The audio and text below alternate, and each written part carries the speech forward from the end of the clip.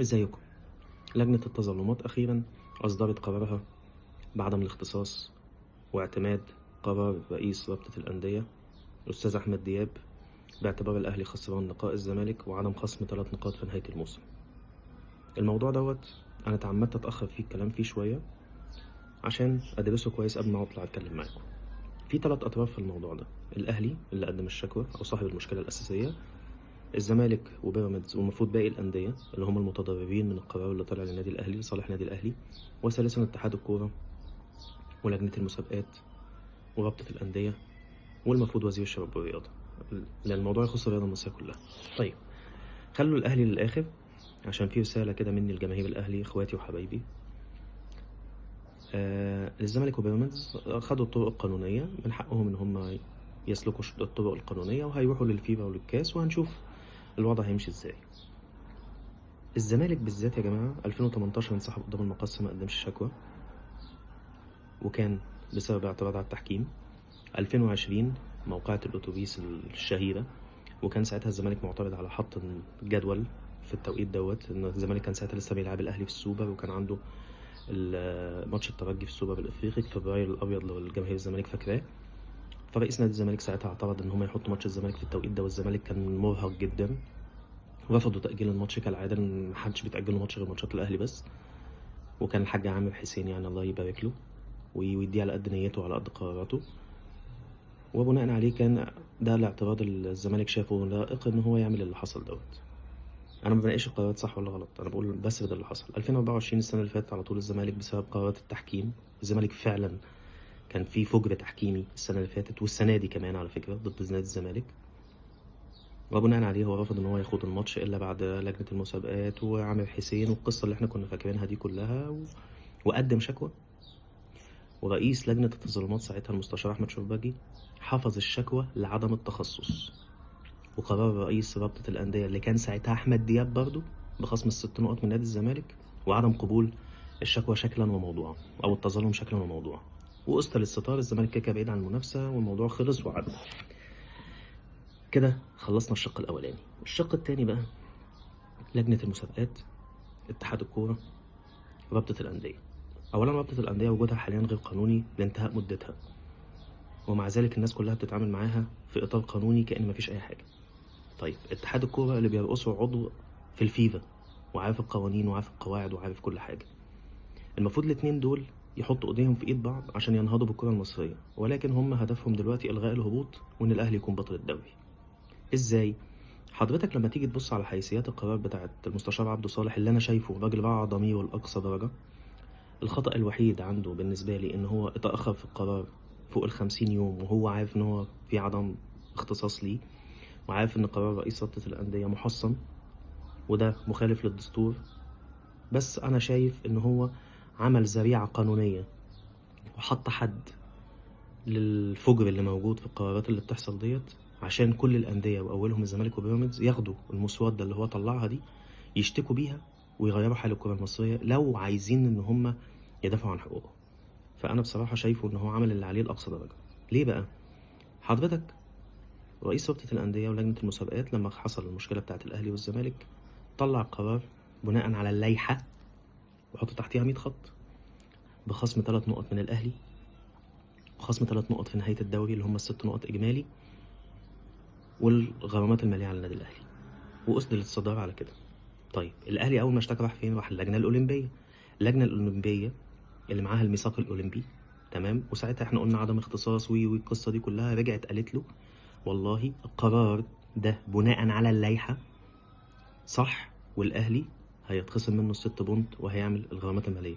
لغاية هنا احنا ماشيين قانونا صح واللائحة صح، وجماهير الاهلي اللي انت هتسمع رايهم دلوقتي دول كانوا مقتنعين بكل الكلام ده، وعارفين ان مجلس اداره الاهلي هو اللي غلطان، وان هو قرار عشوائي من مجلس اداره الاهلي، وان الدوري مجلس اداره الاهلي هو اللي فرط فيه لان هو كان في المنافسه لغايه الماتش ده. المباراه او الاهلي قصدي يبقى رايح وهيلعب المباراه والزمالك ما يجيش فنقوم خاصمين من الزمالك، والزمالك يقول لك انا مش هلعب الماتش. قبل كده ما قال لك مش هلعب سيراميكا اما انسحب اخر المباراه وفي الاخر ما لعبش الاهلي وانسحب ولعب ماتش سيراميكا غصب عنه عشان قلنا ده انت مرعوب مننا وما قدرناش. حد ما قدرش، الزمالك ما قدرش ياخد حقه. فانا لو خدت حقي من الناس اللي انا ببلطج عليهم فانا موافق ان انا ابلطج عليهم، ما عنديش مشكله وهطلع فرحان. الاهلي اصلا ببلطج عليهم بس من بينا بقى وبين نفسنا هنعرف ان في حاجه غلط بتحصل في الكون. ومش هبقى مبسوط بالدوري ده. الماتش ده يكون اتحسب عليه خلاص 3-0 للزمالك، الزمالك لا، ياخد 3 ده بونت حصل لك. ويتخصم منك نقط، وده عدل ربنا. خلينا بس نتكلم ماشي. عشان ده لو ما حصلش يا جدعان من الاخر كده الديبيت او النقاش الابدي بتاع ده نادي البلد واحنا النانوس ولازم الناس تبقى مبسوطه، احنا من هنا تحط لسانك جوه بقك وما تفتحش. لو الاهلي ما تعرضش للعقوبات بسبب القرار بتاع امبارح يبقى الدنيا ماشيه سداح مداح، ويبقى احنا فعلا زي ما بنتكلم احنا عايشين في مسرحيه واحنا بطلها. تمام. هوب فجأة يجي شخص كلنا عارفين ان هو سبب من مشاكل الكرة المصرية الموجودة حاليا، كلنا عارفين ان محدش عارف هو يطلع لنا منين 2020 ولا 2019، كلنا عارفين انه عمل مشاكل كبيرة جدا الفترة ديت. فجأة قرر انه يزرع فتنة في الكرة المصرية كلها. ايه القرار دوت؟ والله انا رئيس رابطة الأندية وانا قراري محصن، فانا قررت ان انا اخصم 3 نقط بس من الاهلي بتوع الدوري بتوع الماتش، ومش خاصم ال3 التانيين اللي في اخر الدوري، واعلى ما في خيلكم اركبوه، انا حر. وطلع لسانه لكل المنظومه الرياضيه في مصر.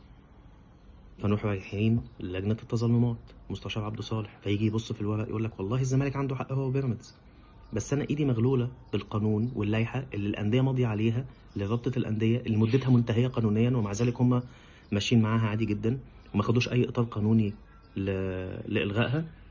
فانا مش عارف اعمل ايه، بس انا كل اللي هعمله والله ان انا هطلع لكم العوار اللي موجود قانونيا في كل الموضوع دوت. لو سمحتوا اشتغلوا عليه. اولهم انا بالنسبه لي ده كان اهم قرار. يعني ايه خصم 3 نقط و3 نقط في اخر الموسم؟ لا، هو اللي انسحب 6 نقط على طول.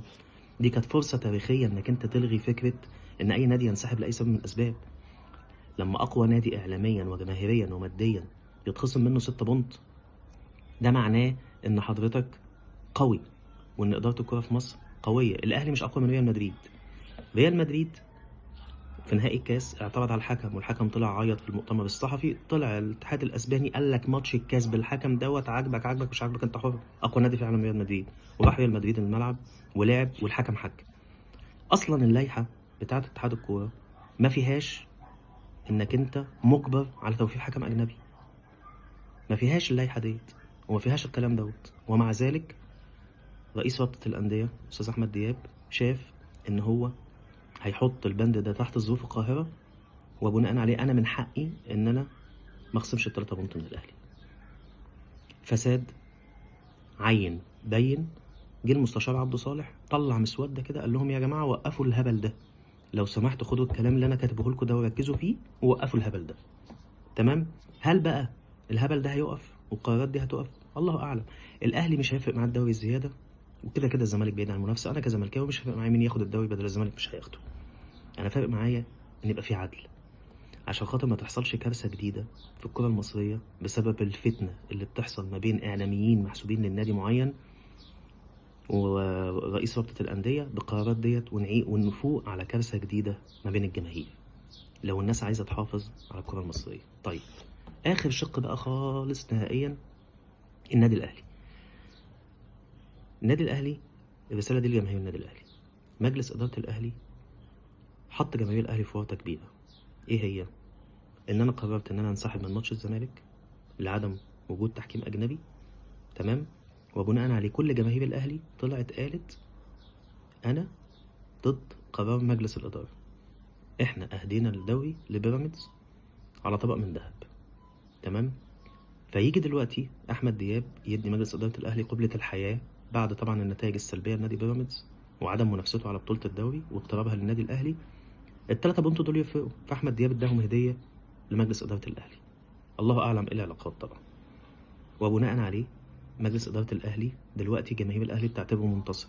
طيب بهدوء كده لجمهور الاهلي، حضرتك ايه كان طلب الاهلي من الاساس؟ اعاده مباراه نادي الاهلي والزمالك، ده اول طلب. تاني طلب عدم خوض اي مباراه في بطوله الدوري الا بتحكيم اجنبي. تمام. دول الطلبين اللي الاهلي طلبهم. هل فيهم اي حاجه اتحققت؟ ما حصلش. هل ماتش الاهلي والزمالك اتعاد؟ لا.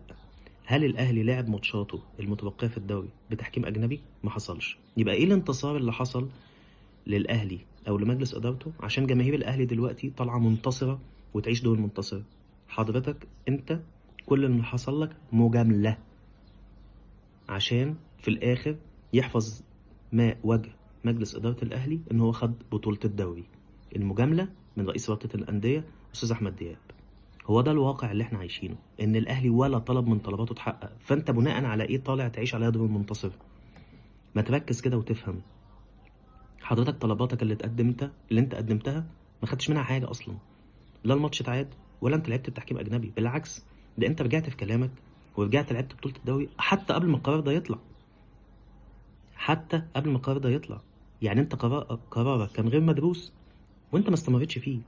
فيا جماعه بطلوا تعملوا انكم انتوا الجامدين. انتوا جامدين خلاص، بس جامدين ايه؟ جامدين في الفساد، جامدين اعلاميا، جامدين بعلاقاتكم. انتوا بجد فيها فعلا جامدين. وهنا اللوم على كل الزملكاويه اللي بيطلعوا في الاستوديوهات التحليليه وفي البرامج وهم سلبيين. هم بيجاملوا الاهلي اكتر من الاهلاويه. فلو انت مش قد امانه الكلمه ما تطلعش اصلا، عشان احنا كجماهير زمالك ما بقناش شايفينكم اصلا. ما بقناش شايفينكم، لا كابتن ايمن يونس ولا كابتن طارق السيد ولا كابتن بشير التبعي ولا كابتن مش عارف مين ولا كابتن مين. كلكم طالعين انتوا مجاملتكم للاهلي اكتر من الاهلاويه. وطبعا قناه الزمالك هي قناه الاسره والطفل، هي ملهاش علاقه اصلا بكل اللي احنا بنقوله. لك ان تتخيل ان مفيش ولا قناه ولا اعلامي طلع قال الكلمتين اللي مشجع زي بيقولهم. ما جابش القرارات ولا طلع يتكلم بالطريقه ديت. محدش بيتكلم احنا رايحين فين، كله بيتكلم ان الاهلي هيبقى بطل الدوري، ان الاهلي جاي من بعيد. محدش بيراعي مصلحه الكوره المصريه. هو ده الحال اللي احنا وصلنا له. ان شاء الله باذن الله بيراميدز والزمالك يقدروا يطلعوا بالقرار ده بره، يوقفوا المهزله اللي هتحصل دي بصرف النظر ازاي، ويبقى في تدخل من الفيفا جوه الكره المصريه عشان تتطور وتنهض، ويبقى عندنا منتخبات وعندنا ناشئين تقدر تنافس، ويبقى عندنا كره في مصر بجد. البلاد اللي حوالينا العربيه اللي احنا كنا بنقول عليهم كأي كلام عدونا بمراحل. بصوا الدوريات حوالينا بقت عامله ازاي. احنا اضعف دوري موجود في المنطقه العربيه حاليا. انتوا متخيلين؟ ولسه بنتناقش في هبوط وبنتناقش في صعود وسبع فرق وست فرق وكلام ملوش اي علاقه بالكره ولا بالرياضه، ليه علاقه بالمصالح وبالفساد.